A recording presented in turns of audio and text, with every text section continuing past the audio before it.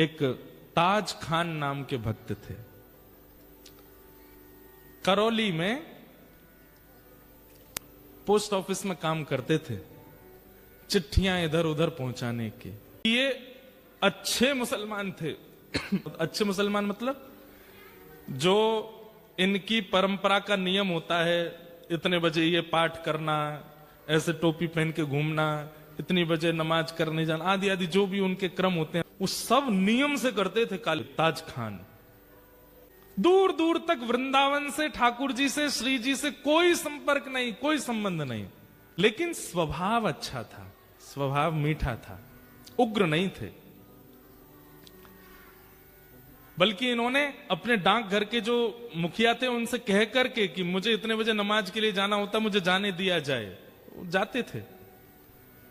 और जो भी इनके ग्रंथ होते हैं उनको पढ़ते रहते थे, खूब अच्छे से अपने धर्म का पालन करते थे।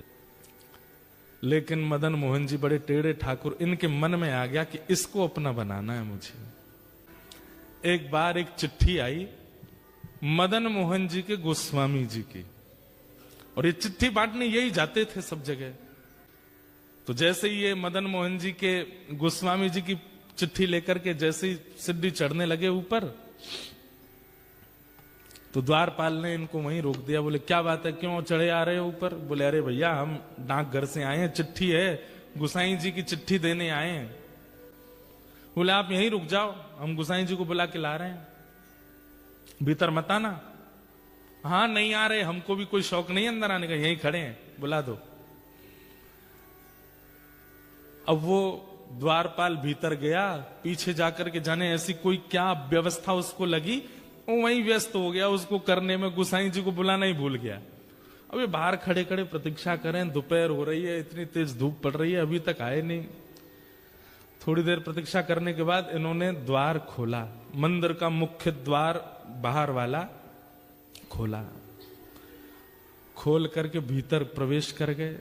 डर तो रहे थे कुछ हो नहीं जाए, इधर उधर देखा, गुसाई जी, अरे भैया द्वारपाल कहां हो, चिट्ठी हम लेके खड़े हैं, ले तो जाओ। कोई प्रत्युत्तर नहीं देवे। तभी इन्होंने देखा कि हवा से, हवा के भाव से एक खिड़की, मंदिर की एक खिड़की कभी बंद होती है, खुलती है। तो इन्होंने सोचा अंदर बोल के देख लेता हूं, इसके अंदर झांक के बोल देता हूं, कोई होगा तो आ जाएगा। ये जैसे ही गए, खिड़की खुल रही थी, बंद हो रही थी, खुल रही थी, बंद हो रही थी। जैसे ही इन्होंने वहां अंदर झांक करके भीतर, गुसाई जी बोला ही और नेत्र खोल करके देखा तो सामने मंदिर में श्री मदन मोहन जी का इनको दर्शन हुआ। त्रिभंग ललित ठाकुर जी खड़े हैं और मंद मंद नेत्रों से, वैसे तो मूर्तिमंत ठाकुर जी ऐसे ही रहते हैं, लेकिन जैसे ही इन्होंने भीतर झांका तो ठाकुर जी इनको देख करके अपने नेत्र मटकाने लगे, ऐसे ऐसे करने लगे। ये देख करके ये तो वहीं धड़ाम से गिर पड़े। अब तो इनके मन में वही भाव चले, ये कौन था? ऐसे कमल जैसे कटाक्ष नेत्र, ऐसी सांवली सूरत, ऐसे टेढ़ा सा ये पैर, ये टेढ़े से ये हाथ, ये पीतांबरी पहना, मुख पे वंशी धरे, ये कौन है ये? इन्होंने जैसे तैसे अपने आप को उठाया, जैसे ही पुनः चढ़ने लगे, इतने में ही द्वारपाल आ गया। ए, तुमको मना किया था भीतर मत आना, तुम भीतर घुसे चले आए। भैया तेरे हाथ जोड़, एक बार देखने दे, मैं चला जाऊंगा, मैं मेरे को नहीं आऊंगा, दोबारा नहीं आऊंगा, एक बार देखने। बोल बिल्कुल नहीं, निकलो यहां से बाहर। जैसे किसी प्यासे को 2 बूंद पानी पिला करके पानी दूर कर लिया जाए, वो स्थिति हो गई। चिट्ठी देकर के द्वारपाल को ये तो चले गए, लेकिन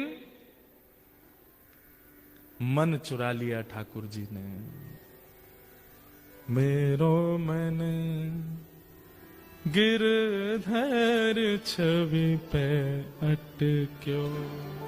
काले खां चले गए, लेकिन अब चल रहे हैं तो भी नेत्र बंद करते हैं तो वही स्वरूप दिखाई दे रहा है।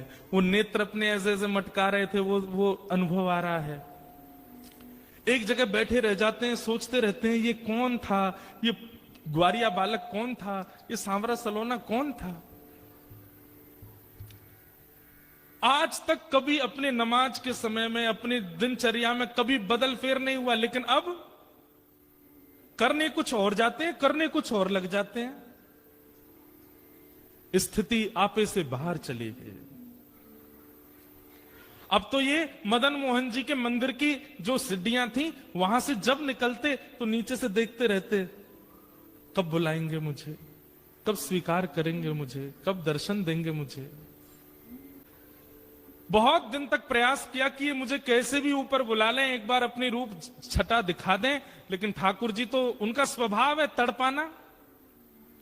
जब नहीं दर्शन हुए तो एक दिन काले खां ने कसम खा ली, बोले ठाकुर जी या तो मुझे दिख जाओ, या तो मुझे मिल जाओ, नहीं तो मैं अनशन व्रत पर बैठा हूं, मृत्यु पर्यंत प्राण त्याग दूंगा।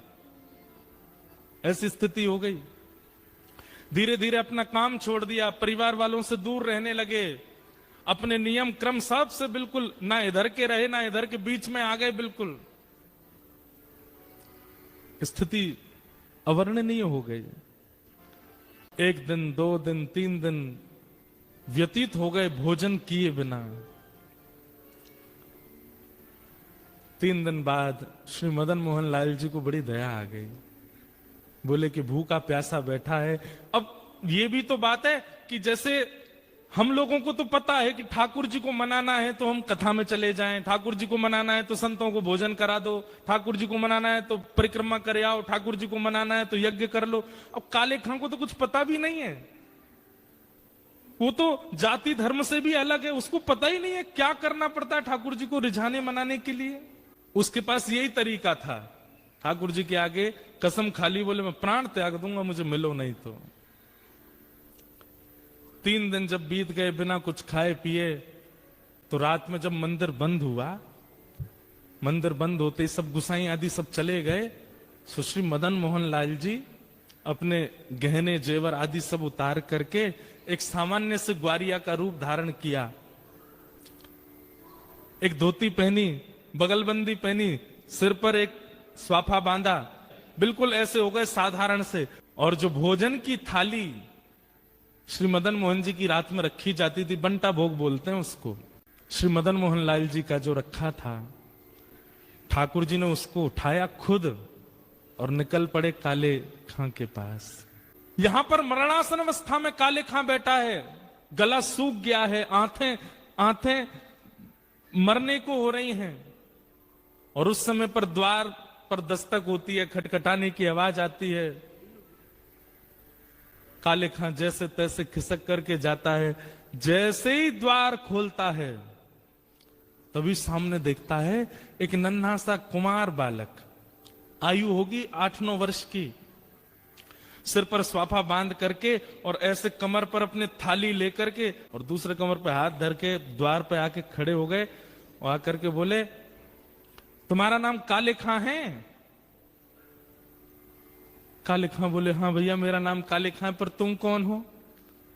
और ये इतने सुंदर हो, इतने प्यारे हो, तुम्हारी मैया नहीं है, तुम्हारे पिताजी नहीं है जो आधी रात में तुमको अकेला छोड़ दिया?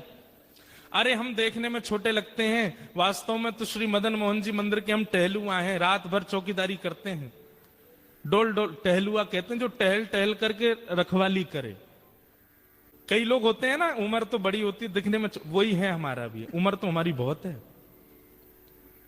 कितनी उम्र होगी? बोले गिन नहीं पाओगे, 2-3 हजार साल के तो हैं हम। तो काले खां बोला मजाक कर रहा है भाई, छोटा बालक है, बड़ी बड़ी बात कर रहा है। अच्छा भैया मदन मोहन जी मंदिर से आए? बोले हाँ। क्यों आए? बोले को वहां के जो गोस्वामी जी है ना, पता नहीं उनके मन में क्या बात आई, मेरे को आकर के थाल पकड़ा दी और बोले जाओ जाकर के काले खां को प्रसाद दे आओ, बोल दो मदन मोहन जी ने प्रसाद भेजा है।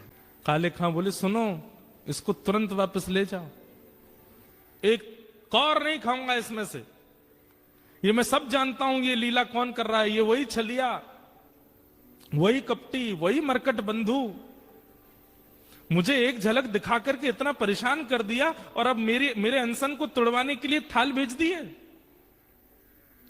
कह देना गोस्वामी जी से, जब तक दर्शन नहीं होगा मैं ये प्रसाद नहीं पाऊंगा, और मुझे दर्शन होगा नहीं क्योंकि मैं तो मुसलमान हूं, मुझे मंदिर में प्रवेश मिलेगा नहीं, इसलिए मुझे प्राण त्यागने पड़ेंगे, दोबारा जन्म लेना पड़ेगा। और सुनो, एक बात और कह देना अपने मदन मोहन से। बोले क्या? उसने जो अपना नाम धर रखा है ना जगन्नाथ, मैंने सुना था कहीं उनका नाम जगन्नाथ है। उनसे कह दो कि तुम जगन्नाथ नहीं हो, अपना नाम रखो हिंदूनाथ। तुम केवल हिंदुओं के नाथ हो, ये जगतनाथ मत बोला करो अपने आप को। ठाकुर जी खड़े खड़े सुन रहे हैं। बोले सुनो, गुसाई जी की बात तो सुन लो पूरी। काले खां बोले क्या? बोले इसमें से प्रसाद पा लेना और प्रसाद पा करके सुबह बर्तन मांज करके मंदिर दे जाना और मदन मोहन जी के दर्शन कर जाना। गुसाई जी ने आज्ञा दी। सुन करके काले खां खुश हो गए। लेकिन अब स्थिति ये हो गई कि पहले तो हर जगह मदन मोहन जी दिखते थे, लेकिन अब वो टहलुआ दिख रहा है। अब ये मोहन थार उठा में तब भी टहलुआ का स्मरण हो, पूड़ी उठा में तो भी टहलुआ का स्मरण हो, सब्जी खा में तो भी। अब ये मन में विचार करने लगे, मेरे मन में कोई रोग हो गया है। ये पहले तो मदन मोहन अच्छे लग रहे थे, अब उनका सेवादार ये टहलुआ अच्छा लग रहा है। कहीं ऐसा नहीं हो ये मेरे संग हो क्या रहा है? किसी ने टोना टोटका तो नहीं कर दिया मुझ पे?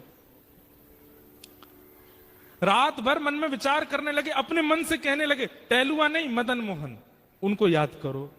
लेकिन याद करें मदन मोहन जी को खड़ा दिखाई दे टहलुआ ऐसे थाली लेकर के।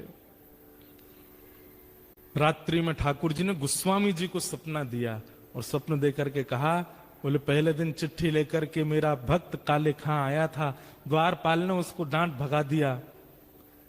अरे गोस्वामी जी, मुझे उसको स्वीकार करना और मैं उसे स्वीकार कर चुका हूं। 3 दिन से अनशन व्रत पे था, मैं अपनी सोने की थाल में भोजन दे करके आया हूं। कल वो थाल धो करके जब मंदिर आवे सब उसको रोकेंगे, लेकिन आप आकर के उसको भीतर बुला लेना, मेरा दर्शन कराना। गोस्वामी जी बोले नाथ आपकी कैसी कृपा, आप जिसको स्वीकार कर लेते हैं फिर कुछ विचार नहीं करते। रात भर भोजन तो कर नहीं पाए, वो यही सोचने लगे टहलुआ टहलुआ। अरे नहीं नहीं, मदन मोहन मदन मोहन मदन मोहन मदन मोहन नहीं, टहलुआ टहलुआ टहलुआ। मदन मोहन जी अब टहलुआ के रूप में उसको देखने लगे, वो वहीं प्रेम होने लगा। सुबह उठ करके सारी सामग्री साफ करी, पूरी थाली साफ करके बोला भैया गलती हो गई, मेरे तो मन को कोई रोग हो गया है, मैं जाके गोस्वामी जी को थाल दे दूंगा, बोल दूंगा मदन मोहन जी नहीं चाहिए, अपना टहलुआ दे दो, मैं तो उसी को देखता रहूंगा। यहां पर गोस्वामी जी सुबह सुबह आए, आते ही उन्होंने देखा कि मेरा स्वप्न सच है कि नहीं। तो मंदिर में प्रवेश करते सबसे पहले ठाकुर जी के भोग का थाल देखा, तो थाल वहां नहीं था।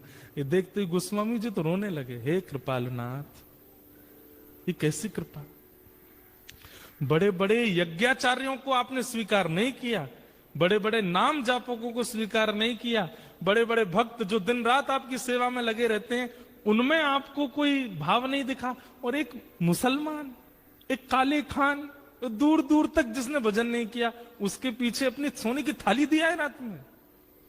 जय हो आपकी। गोस्वामी जी प्रतीक्षा कर रहे हैं कब आएगा काले खान। लेकिन काले खान को तो अब गिल्ट फील हो रहा है भीतर से कि पहले प्रेमी कोई और था, अब प्रेमी कोई और हो गया है, अब तो मुझे टहलुआ चाहिए, अब तो मदन मोहन जी नहीं चाहिए।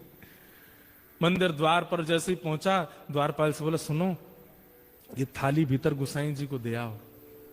थाली तेरे पास कैसे आई? बोले कि उनको बोल देना रात में उन्होंने भिजवाई थी मेरे लिए टहलुआ के द्वारा। बोले कौन टहलुआ? अरे जो रात में मंदिर में रहता। बोले मैं ही तो रहता हूं रात में मंदिर में, मैं ही टहलुआ हूं यहाँ। बोले तुम नहीं, उस सुंदर वाला टहलुआ। बोले अच्छा तो मैं कुरूप हूं? बोले नहीं मैं ऐसा नहीं बोल रहा हूं, 2 होंगे ना तुम, एक सुंदर छोटा सा काजल लगा करके सिर पे पगड़ी बांध के बढ़िया पीली सी पीता, और बड़ी अच्छी सुगंधी आ रही थी उसमें से, क्या वर्णन करूं उसकी रूप माधुरी का मैं। वो टहलुआ। बोले सुन तू यहीं खड़ा रहे, कोई टहलुआ नहीं है, मैं ही टहलुआ हूं और मैं गोसाई जी को अभी बुला के लाता हूं, तेरी तो अभी खैर नहीं। भीतर गए, इतने में ही जाकर के थाल दिया। गोसाई जी बोले थाल लायो?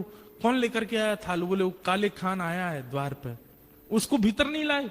बोले वो तो कह रहा है कि टहलुआ से मिलना उसको, और मैं ही टहलुआ हूं, वो पता नहीं कौन से टहलुआ का वर्णन कर रहा है। गोस्वामी जी निकल के बाहर आए, अपरस में थे फिर भी बाहर आ गए, नेत्रों में आंसू। काले खान कौन आया था रात को? बोले आपके मंदिर का टहलुआ आया था।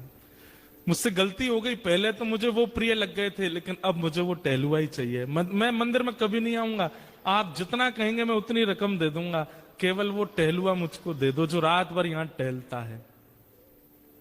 ऐसे कटाक्ष नेत्र थे उसके, ऐसी सुंदर सी नासिका थी, ऐसी मधुर मुस्कान थी, ऐसी सुंदर उसने पगड़ी पहन रखी थी और उसमें से ऐसी अद्भुत सुगंधी आ रही थी। हे गोस्वामी जी, मैं आपके आगे हाथ जोड़ के कह रहा हूं, अगर दे नहीं सकते तो जैसे दर्शनार्थियों के लिए नियम है कि सुबह इतने बजे आओ, दर्शन होते हैं मदन मोहन जी के, सबको मदन मोहन जी के दर्शन कराओ, मुझे वो टहलुआ के दर्शन करा दिया करो बस। गोस्वामी जी बोले चल टहलुआ से मिलवाते हैं। पहली बार श्री मदन मोहन जी के मंदिर के अंदर गए, ढूंढ रहा है काले खान कहां है, कब दिखेगा कब दिखेगा। तो बाकी सबको तो श्री मदन मोहन जी पाषाण रूप में दिख रहे थे, लेकिन काले खां को वो रात वाले टहलुआ के रूप में दिख रहे थे। ये रहते टहलुआ।